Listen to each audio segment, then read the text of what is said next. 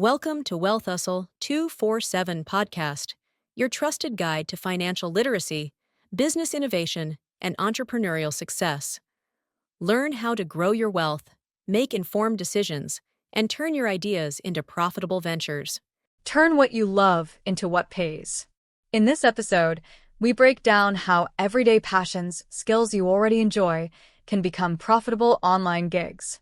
You'll discover practical steps to package your talent, find the right audience, and start earning in the digital economy without waiting for the perfect time. If you've ever wondered how others are making money online doing what they love, this conversation will spark clarity, confidence, and action. Your passion is not just a hobby, it's a seed for income. You know that specific kind of brain fog that hits you, maybe around 2 p.m. on a Tuesday? Oh, I know it well. You're staring at a spreadsheet and it makes absolutely no sense. Or you're on your fourth Zoom call of the day and your brain just drifts. It drifts to that one thing you actually like doing. Maybe it's baking sourdough or, I don't know, coding weird little scripts. The universal escape hatch, if I could just get paid to do that, I'd never work a day in my life fantasy. Exactly. The passion economy dream. It's probably what keeps half the workforce sane. But today, we are going to pour a bucket of ice water on that fantasy. A very cold bucket. Not to kill it, surprisingly, Yeah. but to actually make it work. Because we are taking a deep dive into a document called How to Turn Your Passion into a Profitable Online Gig. And I'm really glad we're doing this one because this is not your usual follow your heart and the money will follow kind of fluff piece. Yeah. This document reads more like an engineer's manual than a self-help book. It actually calls itself a strategist-level execution guide. It is surprisingly ruthless. It basically argues that passion is a great starting point, sure, but passion alone is structurally incapable of generating income. It's almost aggressive about it. And that's the core thesis. It outlines this whole trajectory, interest to income to impact. But that gap between interest, the thing you love, and income The thing that pays the rent. is where most people just fall apart. So our mission today is to deconstruct the specific frameworks in this text to, bridge that gap. We're talking about the P-cubed alignment, the who problem outcome formula, that kind of thing. Right. Basically, how to build a repeatable business system so you don't just end up with a stressful hobby that loses you money. Exactly. We want to move from just dreaming about it to actually architecting it. Okay, so let's start with the line in the intro that actually made me pause and stare at the wall for a second. The text says, passion is not the product. Solve problems are the product. It's a hard pivot, isn't it? Because most of us are incredibly self-centered when we start a side gig. We are. We think, I love writing or I love photography. We focus on the input, our activity, our joy. But the market doesn't care about your input. It's selfish. It only cares about the output. The solution to their pain. It's a solution to their pain, exactly. The text calls this passion to value translation. And I think we need to unpack this because it sounds simple, but I feel like actually doing it is where people get stuck. Oh, it's very tricky. So let's look at the writing example they use. Say you love the craft of writing. You love metaphors. You agonize over sentence structure. That's a hobby. It's art. Okay. If you try to sell, I write nice sentences, you will starve. Because nobody wakes up at 2 a.m. sweating because they don't have enough metaphors in their life. Exactly. But people do wake up sweating because their website isn't converting visitors into sales or, their internal team communication is a disaster. Right. If you take your passion for writing and you apply it to fixing poor conversion rates, now you're a copywriter. Now you have a product. So the passion is the engine, but the problem Yeah. the problem is the vehicle. Right. Same with cooking. The text mentions this explicitly. Loving to cook is great for your family. That's not a business model. No. But solving decision fatigue for busy parents who want to eat healthy, Yep. That's a product. You aren't selling food. You're selling time and health. This leads right into the diagnostic tool the source provides, which I found really helpful. It's the P-cubed alignment framework. Passion, proficiency, and profitability. Yes, the 3 circles. Let's break them down. Passion is the fuel. Proficiency is skill. Yeah. Can you actually do the thing? But let's talk about the intersections, because that's where the insight is. It's like a medical diagnosis for a failing business. It really is. So let's say you have passion and proficiency. You love it and you're world class at it, but you lack profitability. That's just the starving artist scenario, right? Right. Or really intense hobby. Precisely. You could be the best underwater basket weaver in the world. Great skill, high passion, zero market demand. Now let's flip it. You have proficiency and profitability. You're good at it, and it pays a ton, but you have zero passion. That's just a job. That's the spreadsheet we were talking about in the intro. And the text warns that if you build a side gig here, just chasing the money on something you only tolerate, you will burn out within 6 months. Guaranteed. And the third combo? Passion and profitability, but no proficiency. That's what it calls the imposter zone. You love the idea, people would pay for it, but you actually suck at delivering it. And that just ruins your reputation instantly. So the sweet spot, the only place a sustainable online gig can exist, is right in the center of all three. And honestly, profitability is the one people ignore the most. Oh, absolutely. They assume because they think it's valuable, someone else will pay. But the source makes this huge distinction between willingness to pay and ability to pay. What do you mean? You might want to help broke college students organize their lives, which is a noble goal. But by definition, they have no money. That's a charity, not a gig. Right. You have to find a market that has both the pain and the wallet. Exactly. Okay, so let's say we found that overlap. We have a skill, we like it, people have money. But the internet is a loud place. If I just hang a digital shingle that says, I'm a writer, I'm invisible. You are worse than invisible. You're a commodity. And commodities compete on price, which is just a race to the bottom.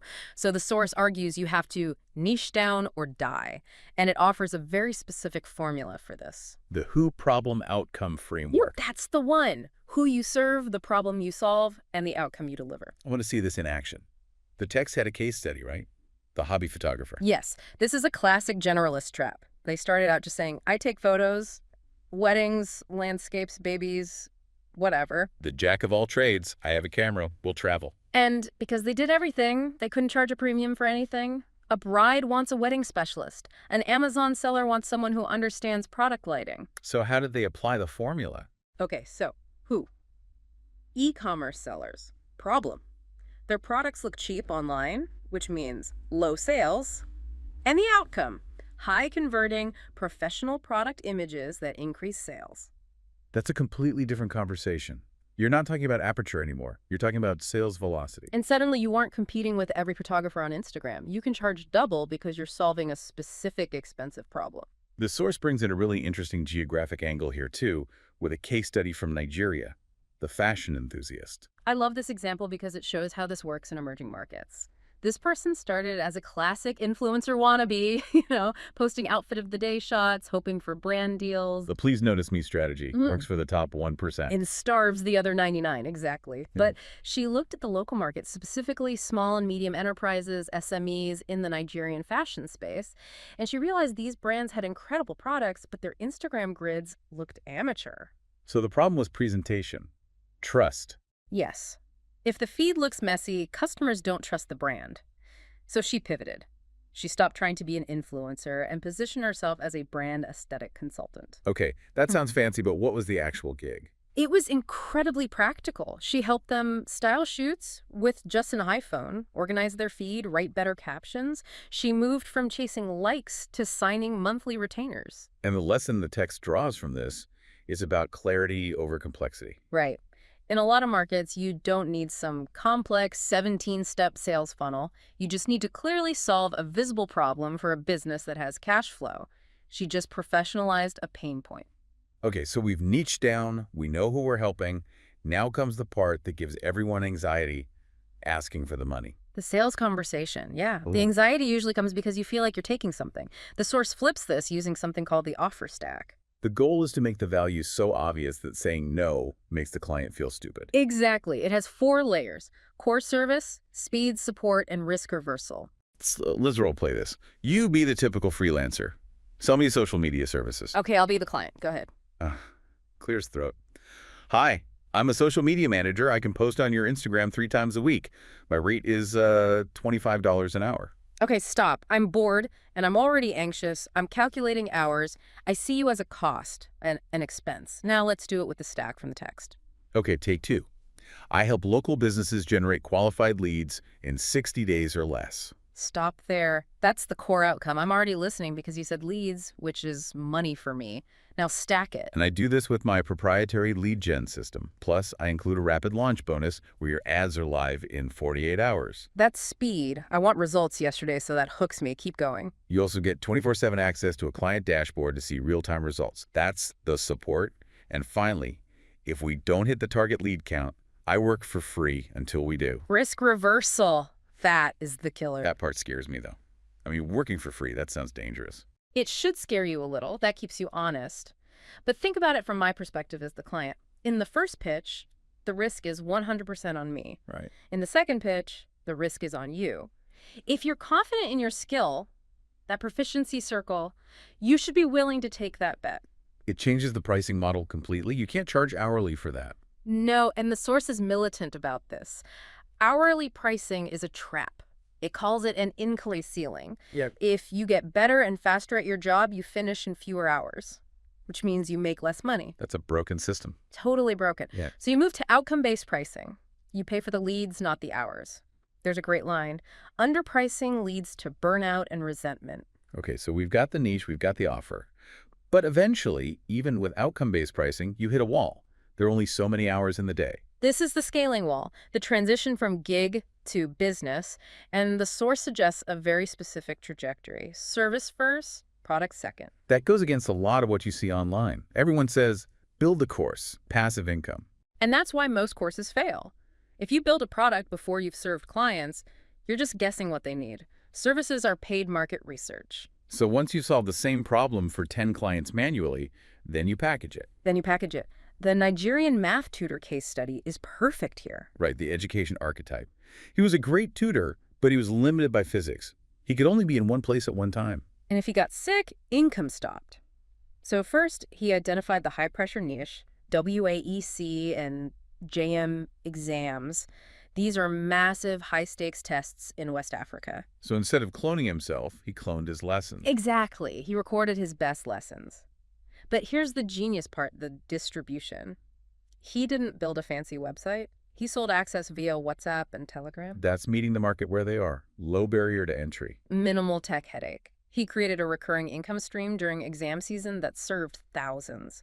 Physically, he could have served maybe 20. There's another example that I think is really relevant today, the African food creator. Yeah.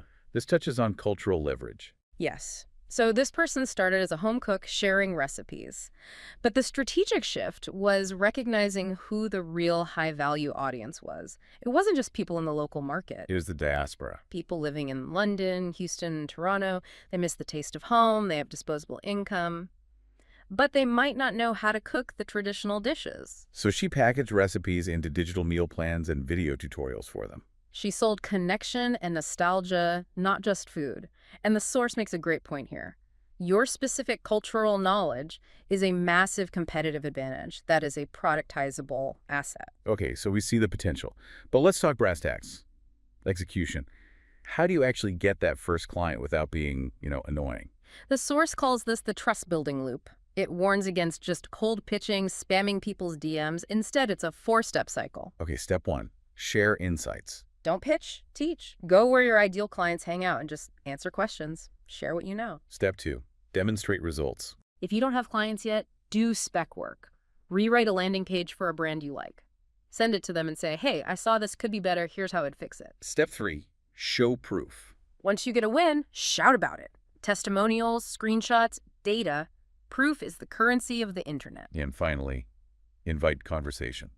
Not buy now, just let's talk. It's so much lower friction. It feels organic. Now, there's a final warning in the execution section about the job versus business trap again. It mentions automation. Yes. It says, and I'm paraphrasing, if your income requires constant manual effort, onboarding, invoices, scheduling, you own a job, not a business. Oof, that hits home. I think we all start by doing everything manually. Which is fine at the start, you should. Okay. But you have to have a plan to automate. There's a case study of a Nigerian tech-savvy graduate who learned no-code tools. Like Zapier, Notion, Airtable. Massive. He positioned himself as a workflow automation freelancer. He helped other small businesses automate their messy processes. So he was the guy fixing the manual effort problem for other people.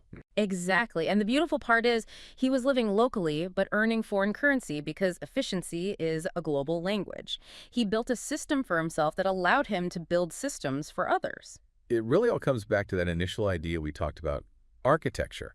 None of these people just stumbled into success. That is the summary of this entire deep dive. It's not accidental, it's architected. You have to align that passion, proficiency, and profitability. You have to niche down, you have to stack your offer. And you have to be willing to look at your beloved hobby and ask, is this actually solving a problem for anyone but me? That's the hard question, the ego check. So as we wrap up, what is the one thing you want the listener to walk away with? I think the source's final thought is the perfect place to land. It just says, love what you do, but design it like a business. Love what you do, but design it like a business. And I leave you with this question to mull over. Are you building an asset that can eventually work without you? Or are you just creating a more stressful, more complex job for yourself? That is the question. And if you're sweating a little right now, that's probably good. It means you're thinking. Awareness is the first step to architecture. Absolutely. We encourage you to get a look at your own hobbies this week with that P-cubed eye. Is the profitability circle empty? Figure out where you stand. Thanks for diving in with us. It's been a pleasure. See you on next one. That's it for today's episode of Wealth Hustle 247. Be sure to follow, like, comment, and share with others. Keep pushing toward your goals, and we'll see you in the next episode.